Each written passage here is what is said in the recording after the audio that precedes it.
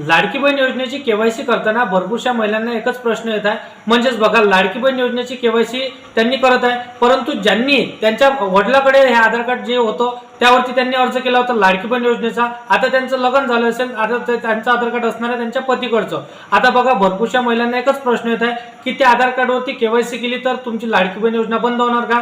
तर तुमची योजना बंद होणार नाही, कारण की तुम्ही ते आधार कार्ड अपडेट केलेलं आहे, त्याला देखील मान्यता येणार आहे. बघा तुमच्या आधार कार्डला मोबाईल नंबर लिंक असेल, साधारणपणे तुम्हाला ओटीपी पाठवायचा आहे, ओटीपीच्या माध्यमातून ही केवायसी तुम्हाला पूर्ण करून घ्यायची आहे. ही केवायसी पूर्ण झाली तुम्हाला कोणता प्रॉब्लेम येणार नाही. फक्त तुमच्या लाडकी बहीण योजनेची केवायसी करताना एकच तुम्हाला प्रॉब्लेम येऊ शकतो, तो म्हणजे बघा तुमच्या घरी तुमची आई सुद्धा लाडकी बहीण योजनेचा लाभ घेत असेल आणि तुम्ही लग्नाच्या आधी तिथूनच अर्ज केला होता, तर तुम्ही दोन्ही वेळेस जर त्याच आधार कार्डवरती तुम्ही लाडकी बहीण योजनेची केवायसी करायला गेला तर तुमच्या घरातले दोन्ही हप्ते बंद होऊ शकतो. म्हणून राशन कार्डवरती तुमच्या दोघा जणांचे नाव असेल तर तुम्हाला लाडकी बहीण योजनेची केवायसी सध्या करायची नाही.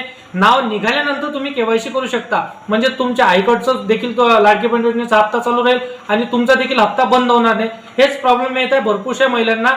तुमचा डाऊट देखील आजच्या व्हिडिओमध्ये क्लिअर झाला असेल तर व्हिडिओला लाईक करा, तुमच्या मित्रमैत्रिणींना व्हिडिओ नक्की शेअर करायचा आहे, कारण की अत्यंत महत्त्वाची अपडेट आजच्या व्हिडिओमध्ये होती.